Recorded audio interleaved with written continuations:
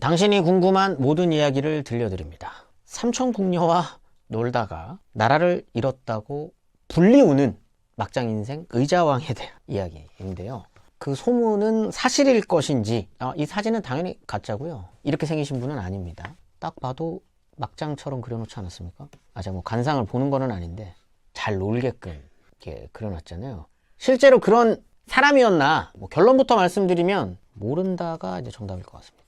그 기록으로만 놓고 딱 보면은 막장까지는 아닌 것 같고, 이런 표현 해도 되나? 말년이 됐을 때 노는 거를 조금 좋아했고, 유흥, 거기에 이제 이런 표현을 좀 써도 될지 모르겠는데, 여색, 이런 것들이 이제 조금 강조되는 기록들이 있어요.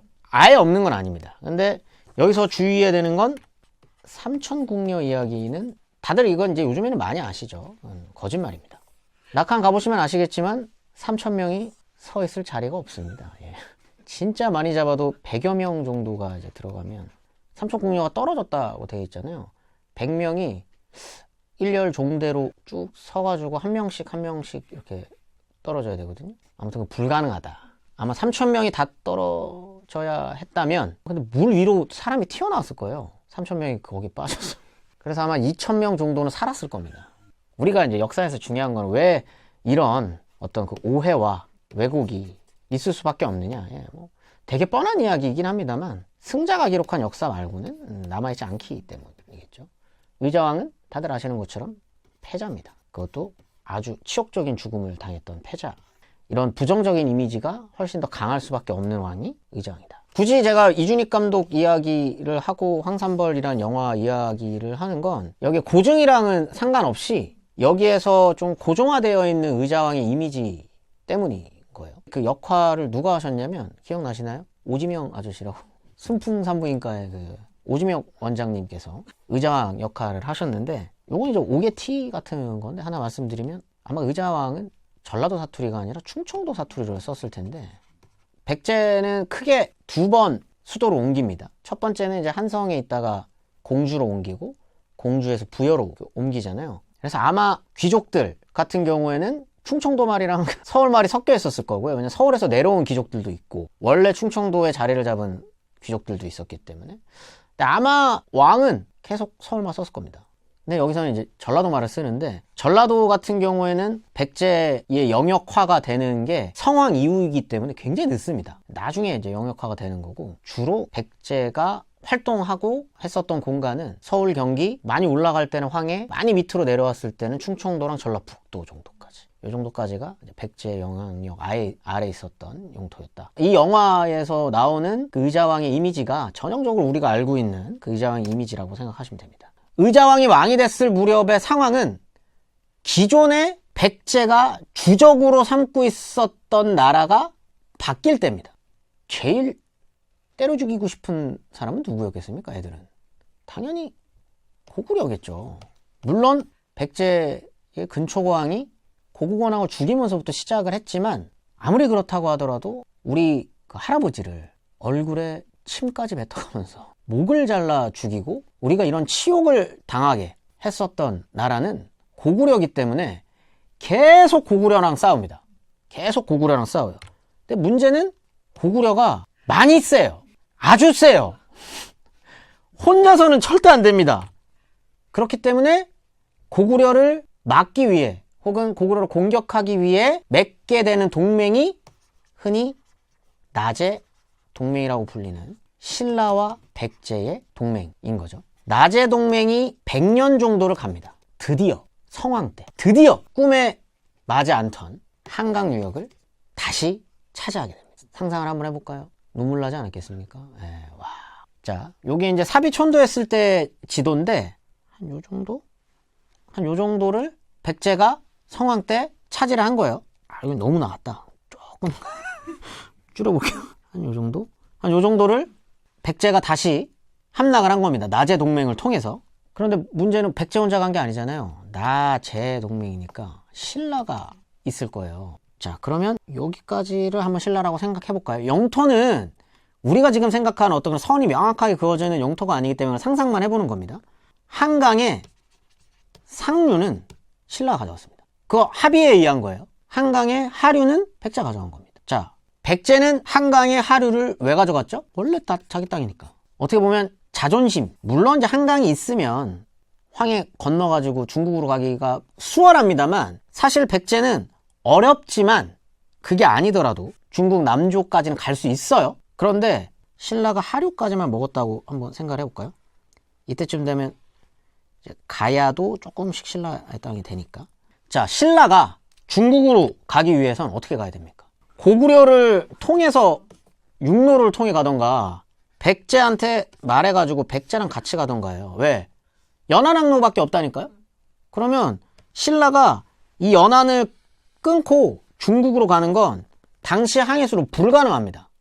그러면 백제한테 부탁해가지고 한 요 정도에서부터 출발해야 돼요. 그런데 나제동맹으로 이렇게 먹었단 말이에요? 상황이 달라졌습니까? 똑같아요. 영토는 넓어졌을지언정 중국으로 가는 길은 또 백제한테 허락을 맡아야 됩니다. 그럼 이렇게 질문할 수 있겠죠. 중국 가는 게 뭐가 그렇게 중요해서? 라고 할 수 있겠지만, 여러분 굳이 자존심 상해하실 필요 없습니다. 당시 중국은 그 모든 문화의 핵심이에요. 그렇기 때문에 거기에서부터 물건 받아오고 이러는 걸 굴욕적으로 생각하실 필요가 없습니다. 서로 무역하는 거예요, 무역. 그런데 거기에 나는 게 많아. 그래서 그냥 가서, 아, 형님, 잘 지내셨어요? 1년 동안. 너 누구였더라? 아, 저 신라예요. 이런 거예요, 그냥. 백제. 얼마씩 가져가. 이렇게 되는 건데, 백제가 신라 친구들을, 나제동맹이니까 친구들이죠. 친구들을 항상 데리고 가줬단 말이에요. 근데 이제 여러분들이 백제라고 생각해 보자고요. 신라 친구들을 등에 업고 가서 중국의 황제에게 인사를 시켜야 돼요. 어떻게 시키실 거예요? 백제입니다. 이 친구들은요? 이 친구들 신라 친구들이라고요? 인상 좋죠? 괜찮은 애들이에요. 이렇게 소개하실 것 같으세요? 외교는요, 현실입니다. 내가 중국에 더 큰 거를 얻어내려면 외교할 때 내 급을 더 높여야 돼요. 백제 입장에서는 중국과의 외교를 위해서, 형님, 제가 형님한테 인사는 드리는데 저 동아시아에서 그래도 나 좀 잘 나갑니다. 이 얘기를 해야 선물도 커요. 그게 선물이 더 커지거든요. 무역할 때 우위를 점할 수 있는 거예요. 외교를 할 때. 그럼 백제 입장에서 신라를 제 친구입니다라고 소개하겠습니까? 겉절이라고 소개합니다. 백제라는 나라의 속국처럼 이야기합니다. 그러면 어떻게 되냐? 신라는 중국에 인사를 갈 때마다 선물이 너무 이상한 거예요. 다시 돌아갈 때 볼 거 아니에요. 백제 배에 실려있는 선물이랑 본인들 나라 배에 실려있는 선물, 그 차이가 왜 이렇게 많이 나지? 야, 한번 조사해봐라. 했더니 본인들은 그렇게 소개하고 본인들은 늘 언제나 겉절이 취급을 당해온 거죠. 그걸 못 깨달았겠어요, 신라가? 첫 번째, 백제 사람들을 믿으면 안 되겠구나. 두 번째는 우리가 직접 가야겠구나. 그러기 위해서 가장 필요한 땅이 어디냐? 한강 하류입니다. 근데 하류는 백제가, 상류는 신라가 가져갔단 말이에요. 신라가 배신을 때립니다. 나제동맹이 깨지게 되고 신라가 한강 하류까지 먹게 됩니다. 그게 요 지도입니다. 여기를 신라가 나제동맹을 깨면서 차지했었던 땅이고요. 이 한강 하류를 차지하는 전쟁에서 관산성 전투라고, 지금 이제 충북 옥천 지역 성왕의 아들이 관산성으로 쳐들어갔다가 고립이 됩니다. 그리고 고립됐다라는 거를 성왕이 구하러 가는데 아무 이해가 잘 안 돼요. 성왕이 자기 아들을 구하러 가는데 굉장히 소수의 병력을, 그 결사대 몇 명만을 데리고 굳이 관산성에 구하러 가요. 가다가 매복해 있던 신라군에게 죽게 됩니다.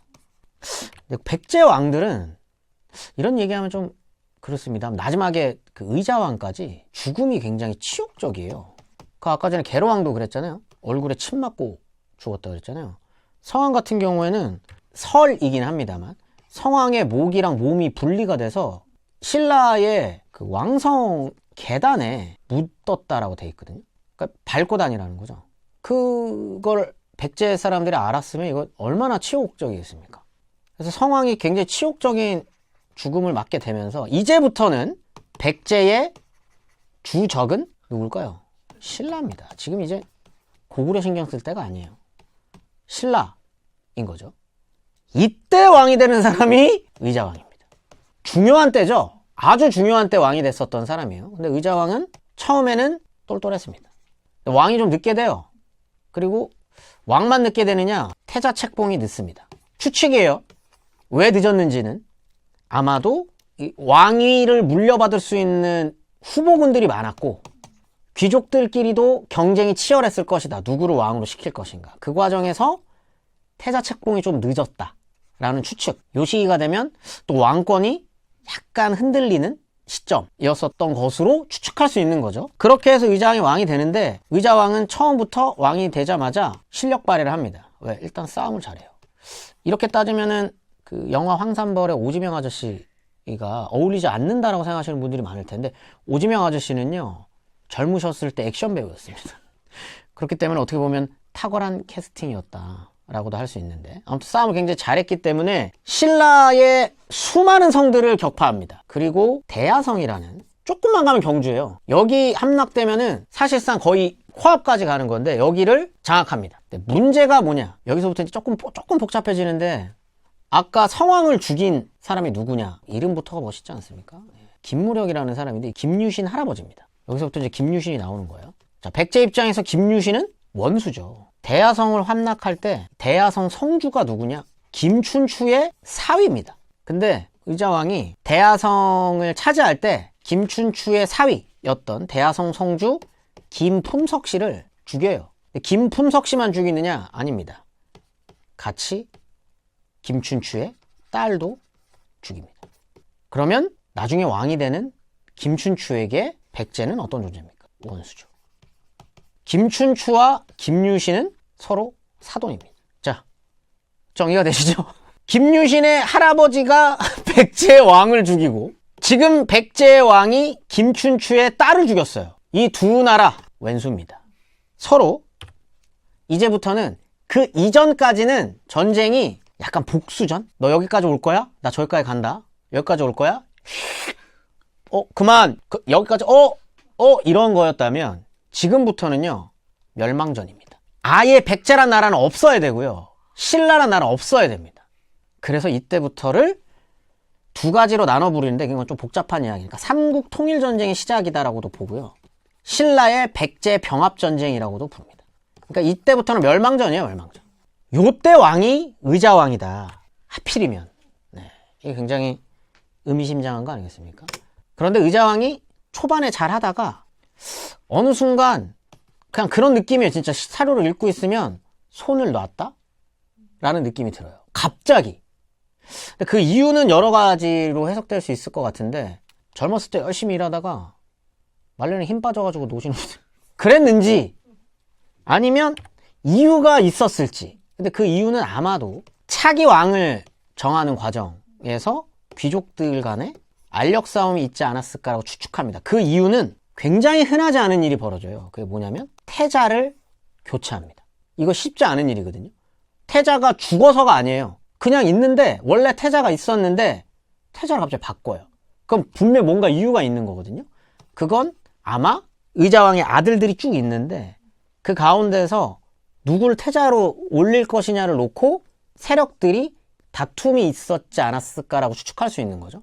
그리고 이 무렵부터 의자왕에 대한 기록들을 보면 손을 놨다라는 느낌입니다. 여기에 질려버렸을 수도 있는 것 같아요.